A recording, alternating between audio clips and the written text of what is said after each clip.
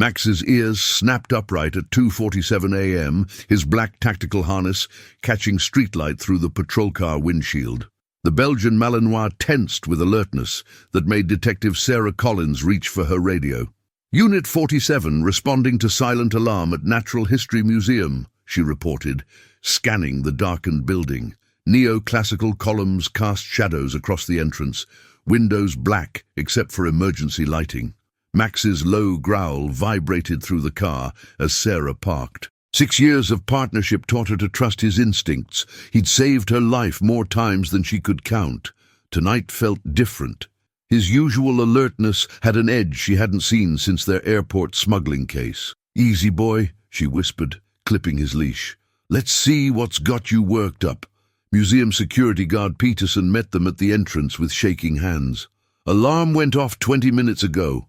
I've checked main galleries twice, found nothing unusual." "Could be malfunction," Sarah nodded, but Max pulled toward the interior, nose working overtime. Familiar scents of old wood and preservation chemicals filled the air, but underneath was something else, something commanding Max's attention. They moved through the main hall, footsteps echoing off marble. Max's behavior intensified, approaching the Egyptian wing, breathing rapid and focused. Sarah recognized this from narcotics or explosives tracking, but here, in a museum. "Max, what is it?" she whispered. The dog stopped dead before a wall displaying hieroglyphic reliefs.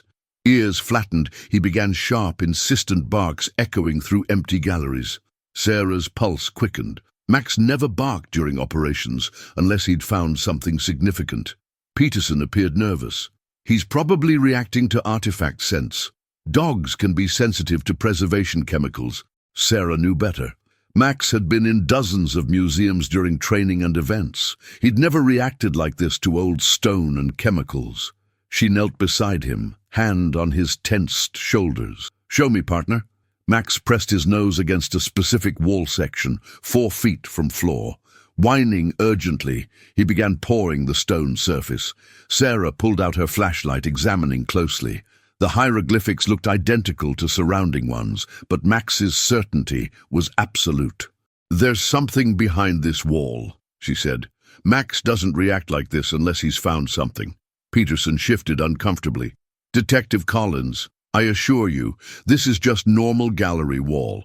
Those hieroglyphics have been there 15 years. Sarah stood slowly, instincts fully engaged. Max had led her to cocaine in car engines, explosives in airport luggage, missing persons in collapsed buildings. His nose was more reliable than any Atlanta PD equipment. "Peterson, contact the museum director. Wake him up. We need to examine this wall thoroughly." Max's barking intensified, circling the area with increasing agitation.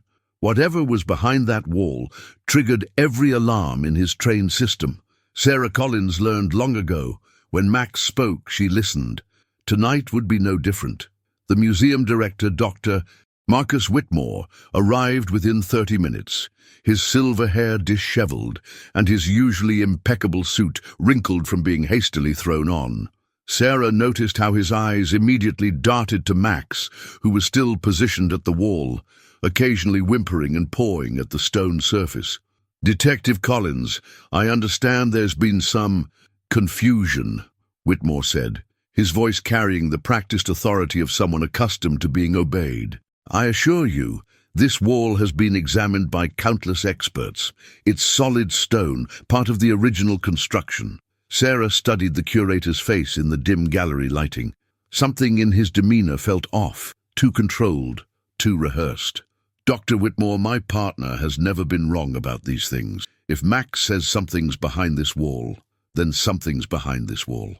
Max's ears perked up at the mention of his name, and he resumed his focused investigation of the hieroglyphics. His nose traced a specific pattern along the carved symbols, and Sarah noticed his breathing becoming more excited. "Perhaps we could bring in a structural engineer tomorrow," Whitmore suggested quickly. "I'm sure we can resolve this through proper channels." "No," Sarah said firmly. "We resolve this now." She pulled out her phone and contacted her supervisor, requesting a specialized detection team. While waiting, she watched Max's behavior carefully. The dog was now concentrating on a particular hieroglyph, an ankh symbol positioned about chest-high on the wall.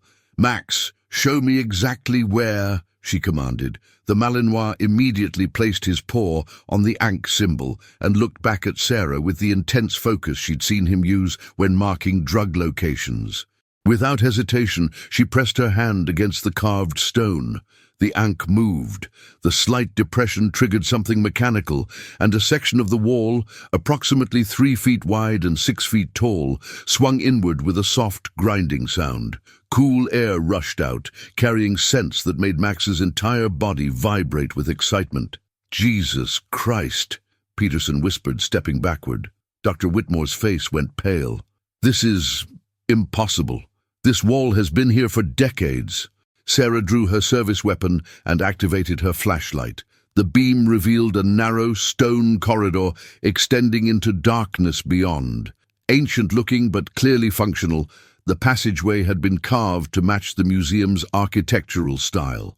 "Max, with me," she ordered, unclipping his leash. "Dr. Whitmore, you and Peterson stay here. If we're not back in 10 minutes, call for backup." The corridor stretched about 20 feet before opening into a larger chamber. Sarah's flashlight beam swept across the space, revealing wooden crates, metal shelving, and what appeared to be dozens of artifacts arranged on tables. Her heart pounded as she realized the magnitude of what they'd discovered. "My God," she breathed. Max moved through the chamber with professional precision, his nose cataloging every scent.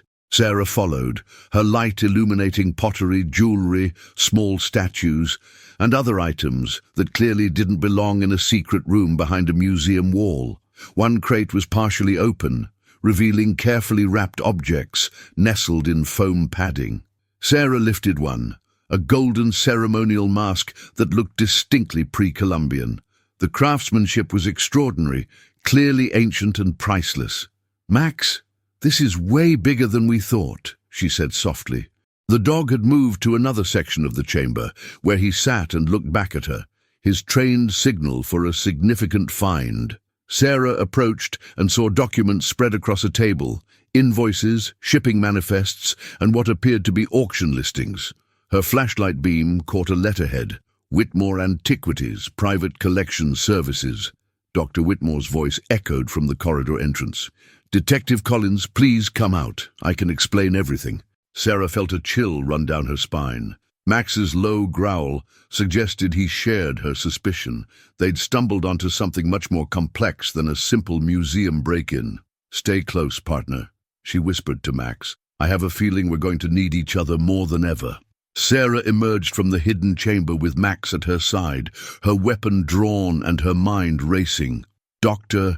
Whitmore stood in the gallery with his hands clasped behind his back, his earlier panic replaced by an unsettling calm. "You've seen it now," he said quietly. "I suppose there's no point in pretending anymore." "Dr. Whitmore, you're under arrest for possession of stolen property," Sarah began, but he raised a hand to stop her. "Detective Collins, before you make any hasty decisions, let me tell you about the real crime here." His voice carried a conviction that made her pause. "Those artifacts you found, they're not stolen, they're rescued." Max positioned himself between Sarah and Whitmore, his hackles raised. The dog's instincts were screaming danger, and Sarah had learned to trust that warning system completely. "Rescued from what?" she asked, keeping her weapon trained on him. Whitmore's eyes took on an almost fanatical gleam. "From governments that would lock them away in basements, from museums that display them incorrectly, from universities that study them to death without understanding their true significance." Sarah felt her stomach turn. She'd heard justifications like this before, from drug dealers who claimed they were helping people, from human traffickers who insisted they were providing opportunities. "So you decided to steal them instead?" "I didn't steal them," Whitmore said firmly. "I preserved them. Do you know how many priceless artifacts are destroyed every year by wars, natural disasters, political upheaval? The mask you held in there, it would have been melted down by revolutionaries in Guatemala if we hadn't acquired it." Sarah's phone buzzed with a text from her supervisor. "Backup en route. Federal task force being notified." "We?" she repeated, focusing on Whitmore's slip. For the first time, uncertainty flickered across his face. "Detective, what you've discovered tonight is just the tip of an iceberg. There are collectors, curators, and preservationists around the world who understand that true historical preservation requires unconventional methods." Max began to growl, low and steady, his eyes never leaving Whitmore's face. Sarah recognized the warning signs. Her partner had identified a threat that went beyond the obvious. "You're talking about an organized network," she said. "The Guardians of Antiquity," Whitmore said with pride. "We've been protecting human heritage for over 30 years. From Beijing to Berlin, from Cairo to Chicago, we ensure that the most important artifacts of human civilization survive regardless of political boundaries or bureaucratic incompetence." Sarah felt pieces clicking into place. The shipping manifests in that room, the auction listings. You're not just stealing artifacts, you're selling them. "We're ensuring they reach collectors who will properly preserve them," Whitmore corrected.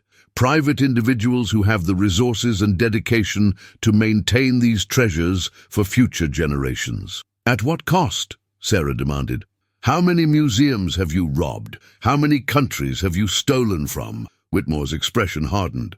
"Countries that would let these artifacts rot in inadequate storage, or worse, allow them to be destroyed by religious extremists or political revolutionaries. We save what governments cannot or will not protect." Max's growling intensified, and Sarah realized why.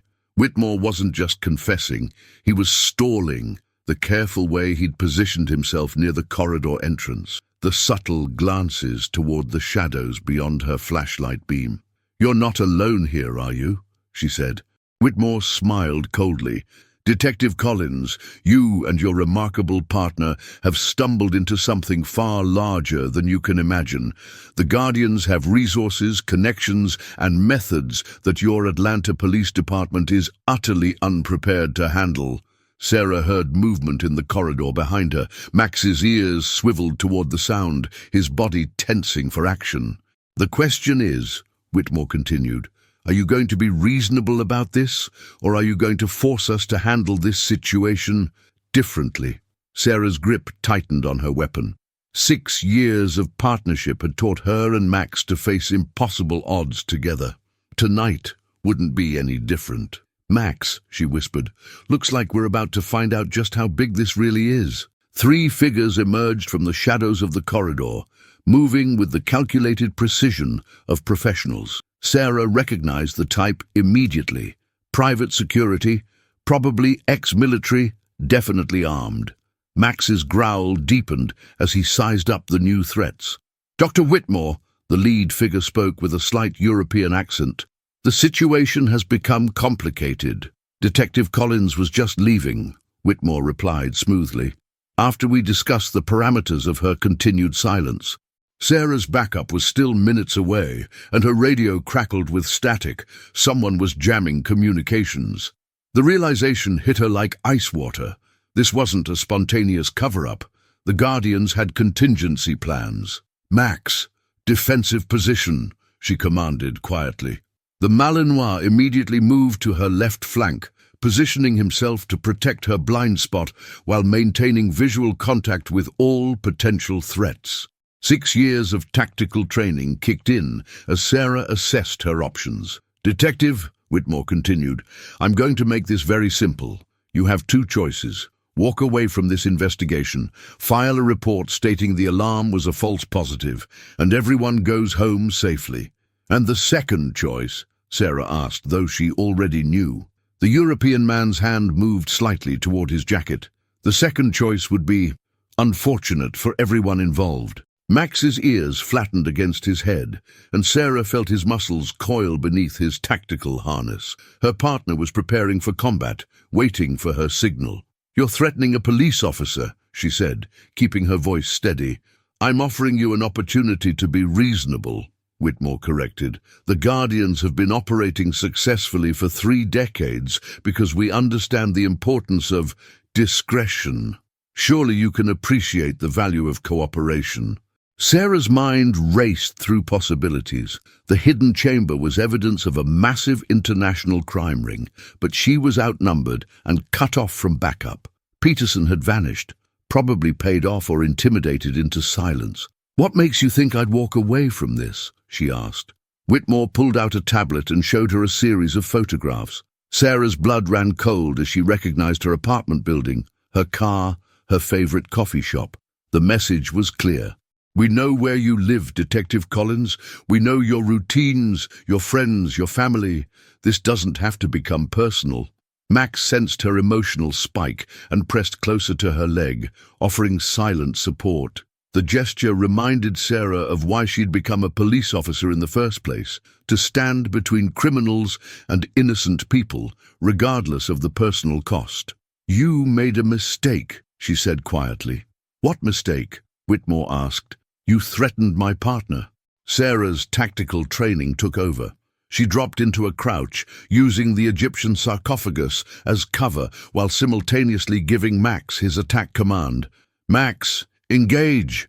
The Malinois exploded into motion, his 80-pound frame launching toward the nearest threat with the speed and precision of a guided missile. His powerful jaws clamped down on the European man's gun hand, eliciting a scream of pain and surprise. Sarah rolled left, firing 2 shots at the second operative, while Max's attack created chaos in the gallery. The sound of gunfire echoed off the ancient stone walls as the situation devolved into a tactical nightmare. "Sarah, down!" She heard Max's handler signal, a sharp whistle that meant incoming danger. She dove behind a display case just as bullets shattered the glass above her head. Through the chaos, she saw Max release his target and bound toward the third operative, who was trying to flank her position. The backup she'd requested finally arrived, tactical lights flooding the gallery as armed officers poured through the entrance. The remaining Guardians operatives, caught between Sarah's position and the incoming tactical team, found themselves in an impossible situation. "Atlanta PD! Drop your weapons!" Dr. Whitmore's voice cut through the chaos.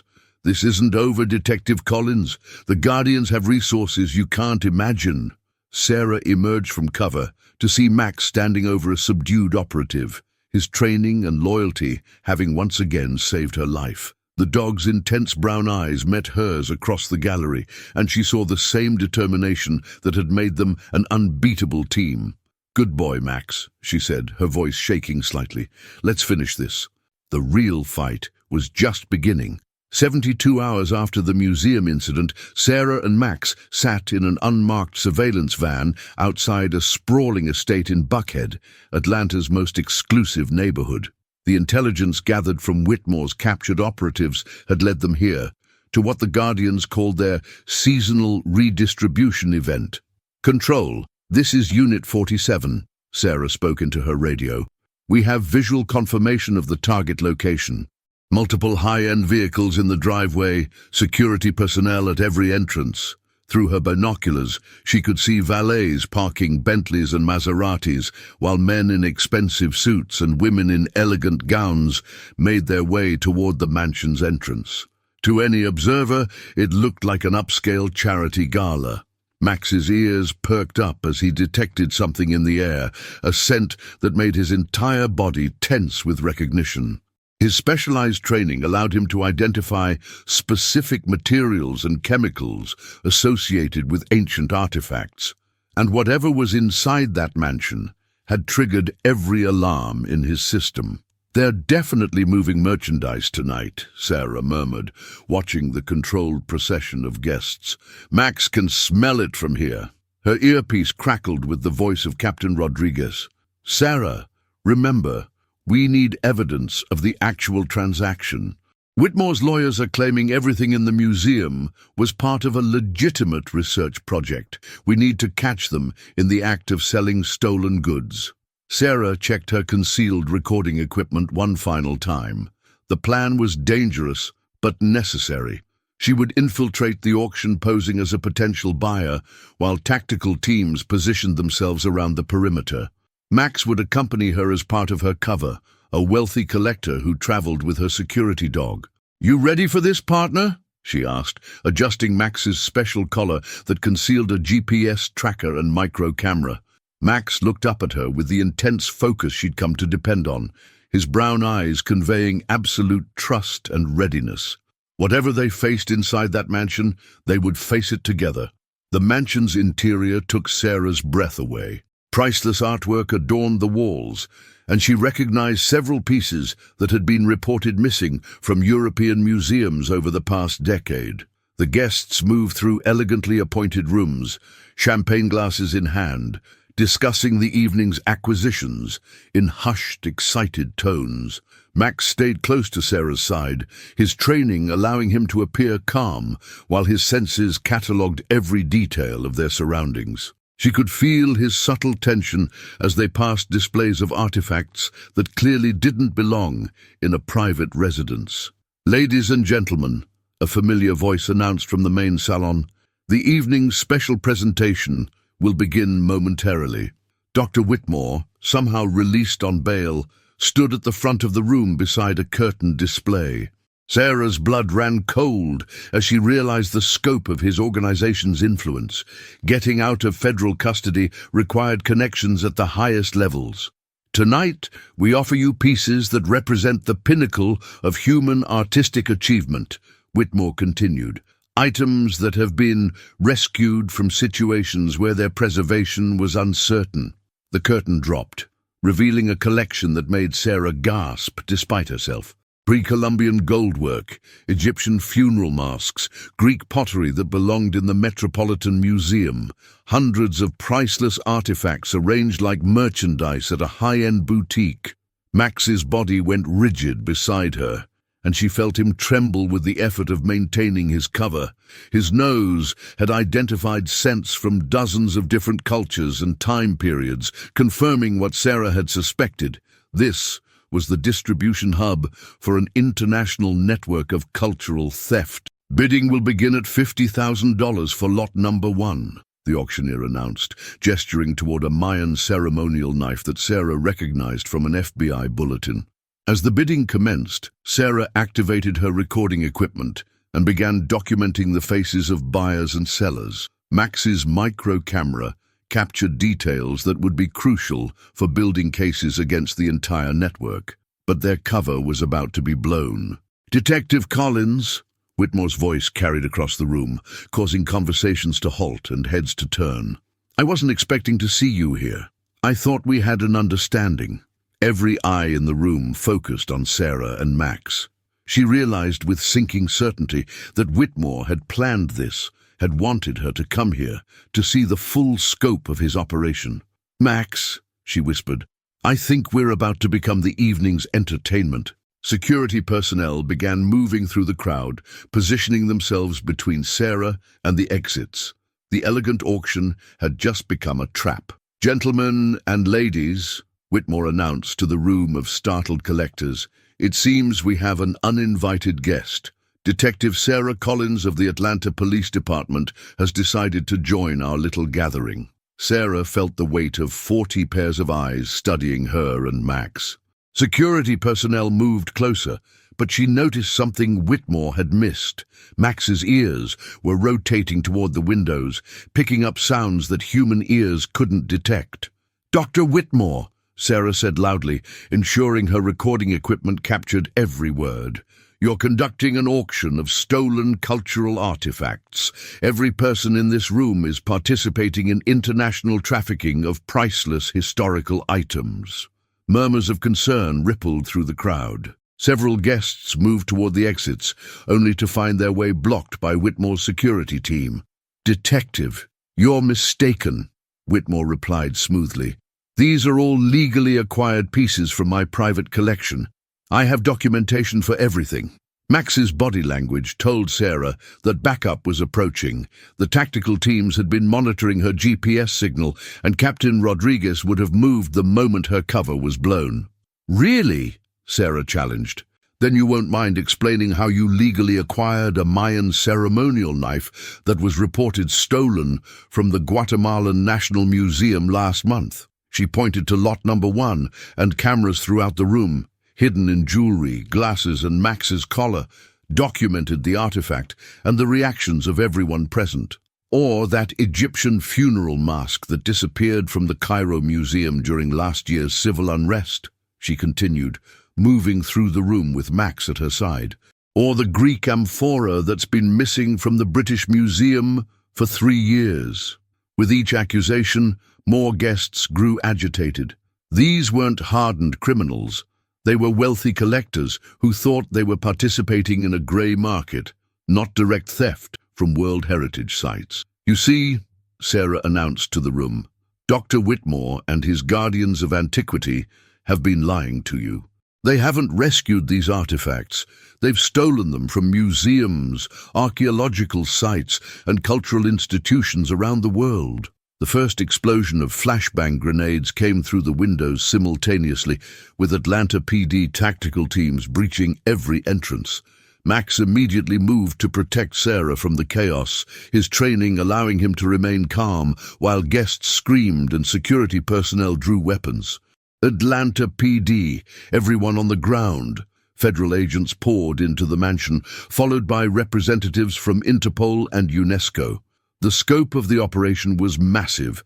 This wasn't just a local bust, but the culmination of an international investigation that would dismantle artifact trafficking networks across 3 continents. Sarah watched as Whitmore was handcuffed, his facade of cultured sophistication finally cracking. "This won't stop anything," he snarled at her. "There are others. The Guardians have been protecting human heritage for 30 years. By stealing it," Sarah replied, "by ripping it away from the cultures it belongs to and selling it to the highest bidder." Max pressed against her leg, offering the silent support that had carried her through 6 years of dangerous investigations. Around them, federal agents were documenting and cataloguing hundreds of artifacts that would soon be returned to their rightful homes. Captain Rodriguez approached, his face showing a mixture of pride and relief. "Sarah, the FBI estimates you've uncovered the largest international art trafficking ring in U.S. history. The artifacts in this room alone are worth over $50 million. But Sarah was watching Max, who had wandered over to a display case containing what appeared to be Native American pottery. His behavior was different now, curious rather than agitated, as if he was simply admiring beautiful objects rather than detecting evidence of crimes. "You know what the best part is, Max," she said, kneeling beside her partner. "All of this goes home. Every piece, every artifact, every stolen treasure gets returned to where it belongs." 3 months later, Sarah and Max stood in the restored Egyptian wing of the Natural History Museum. The hidden chamber had been converted into a new exhibition space called Recovered Heritage, a display of artifacts that had been rescued from trafficking networks and returned to public viewing. Dr. Whitmore and 17 members of his international network had been sentenced to federal prison. The investigation had led to the recovery of over 300 stolen artifacts and the identification of trafficking routes that spanned 6 countries. "You know, Max," Sarah said, watching families move through the gallery, children pressing their faces against display cases in wonder, "this is what museums are supposed to be. Places where everyone can see history, not just wealthy collectors." Max's tail wagged as a little girl waved at him through the glass barrier. The dog that had started this investigation with simple barks at a wall had ultimately helped preserve cultural heritage for millions of people. Sarah smiled, scratching behind his ears. "Ready for the next case, partner?" Max's alert ears and bright eyes gave her all the answer she needed. Justice had been restored, but their work was never finished.